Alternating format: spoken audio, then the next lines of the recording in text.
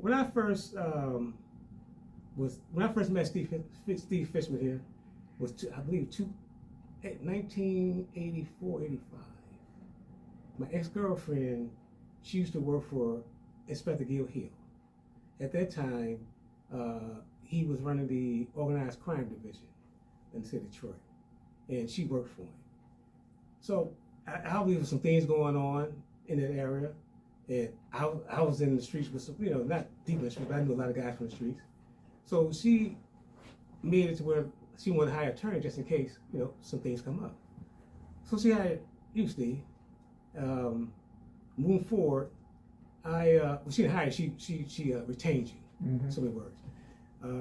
Moving forward, I got into a little mix-up, and so I called this attorney called Joel Osteen. Is it Joel Osteen? Joel Osteen? I think. Is it Osteen or Isaacson? Joel Isaacson. Yeah, he moved to California. Moved to California. I called him. He was a Mumford guy too. Oh yeah. See, he said, well, I'm moving to California, but call Steve Fishman. So I called you. Been a long time ago, and we talked. Had a little thing. It was a gun thing involved, and some other stuff I had. How that go? That I shouldn't have had. So we went to court, blah blah, and I think you filed for a motion to suppress. Went to court, 36th District. Came in, you intimidated the judge.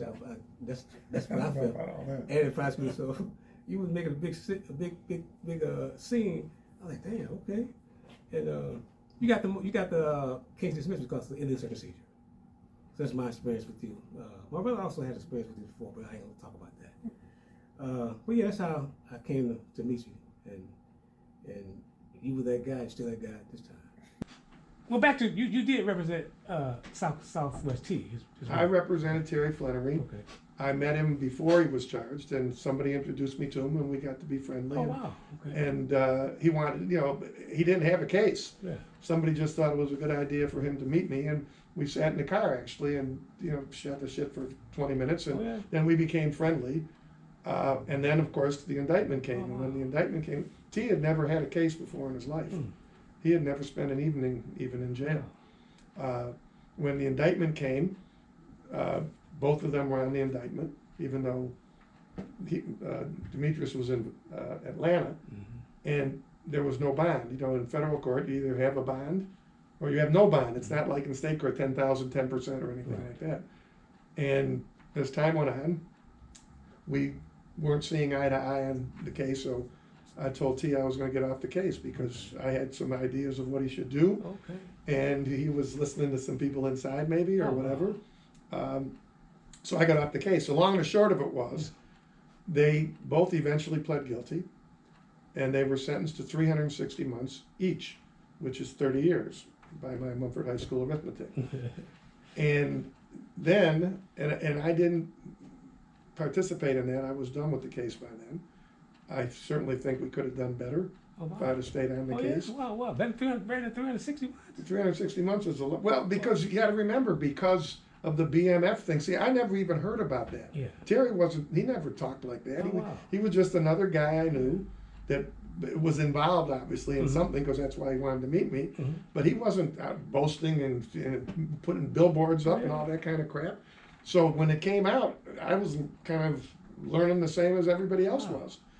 So he didn't really discuss the Black Mafia Family. I never heard the phrase Black Mafia Family ever. It wasn't like Pony Down or YBI. I never heard that phrase. He was just Terry Flenory. He was just a guy from Southwest. The one part of the city I never was around was Southwest Detroit, and I was fascinated just by where the streets were. To tell you the truth. So and he was a regular guy. I mean, he's a nice guy. He's just a regular guy. And whether he was involved, I assumed he was involved in something, because why else would he want to meet me? But there was no BMF and all this kind of crap. So he gets the time. And, I read it in the newspaper or somebody told me about it. And then this was back in the mid-2000s, maybe, something like that, I think, when it happened. Yeah, and 2005. Then he contacted me. I remember he did or somebody on his behalf. and it was in 2017. What happened was, and this is important for your audience to understand, this had nothing to do with anybody talking or snitching or doing anything at all other than doing their time. Right.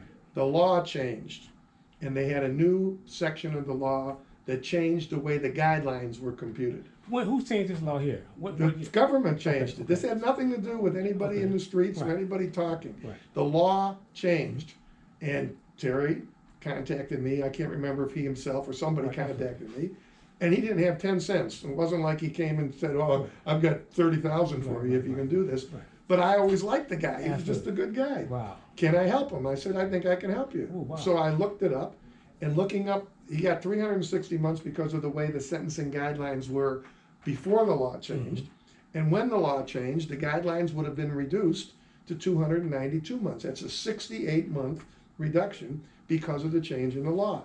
I contacted the prosecutor on the case, and I told her that Terry had contacted me, and I think the law is pretty clear, and she agreed.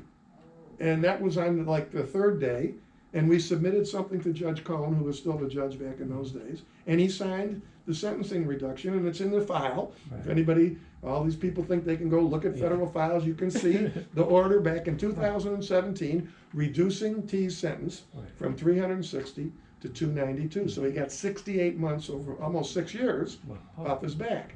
Wow. And then when the pandemic came, he contacted me. I think he contacted me to say they had let him out because his health was bad. And you doing this all as a courtesy because you like the guy. Yeah. I've never charged him 50 cents for anything since then. Yeah. So at the same time, his brother, I think, was hoping to get the same reduction. Now, did Demetrius, did he take advantage of the new change in the law? I'm going to tell you about it, but it didn't. Not in 2017. Okay. Somebody contacted me who said they were with him, and would I be willing to do it for him? And I said, well, I don't really know him, and I knew what I was doing, and I knew who I was dealing with. The only thing I knew about Meech was, of course, all that BMF crap down south, which really brought the feds all over everybody. Wow. And I kind of was, well, I don't know him. It'd be kind of odd, and I didn't want to take any money from him. So I said no. And then for some reason, instead of getting somebody else, I went and looked it up, knowing I was going to be talking with you. I don't think they signed. I don't think he got his sentence reduced for like another 3 or 4 or 5 years, even though the law was in place in 2017. But in any event, that's something that people should know because of all this talk back and forth. That is he a snitch? He's not any goddamn snitch. Wow. The law changed, and his sentence went from 360 to 292 as well. And then, from what I understand, he was sent to the halfway house, which people have to understand. Again, for those of you who are listening to this, when you get a federal sentence, unlike a state court sentence in Michigan, if you get a state court sentence, there's no good time, no halfway house, no nothing. If you get 2 years, you do 2 years, 24 months to the day, okay? That's not the feds. People need to understand that. In the feds, you get 54 days a year good time, which is pretty much 2 months, okay? You can also go to the halfway house within 6 months of whenever your release date is. So when you get a long sentence like he had, 360 months, you're talking about 30 years times 2 months a year of good time. That's 5 years. That's 60 months off of it to begin with. Right. So now it's 292, and now it's 5 years off of that. Now it's 232, and he did all that time. And that's what everybody's saying, that there's a 5-year window that hasn't been served. That's the whole chatter. Like a 5-year window? What do you mean window? When I say window, I mean like he has 5 more years to do that he's not doing. He first thing, are they all geniuses? They understand the federal system? That's why I came to you. No, I'm saying these people who are talking. Oh, these are YouTubers, Steve. These guys just flip-flop. They got their own microphone. So what I'm telling you is, before they start talking, maybe they should talk to somebody who knows something about the federal criminal justice system, so they don't say stupid things on YouTube or wherever it is that these young kids are at. Wow. But they're not such young kids, obviously, if they're talking about him. The long and the short of it is, everybody, there's nowadays, a lot of guys are coming home earlier, having nothing to do with snitching or telling on anybody, just because the system has now been set up that they're trying to get people through the system quick.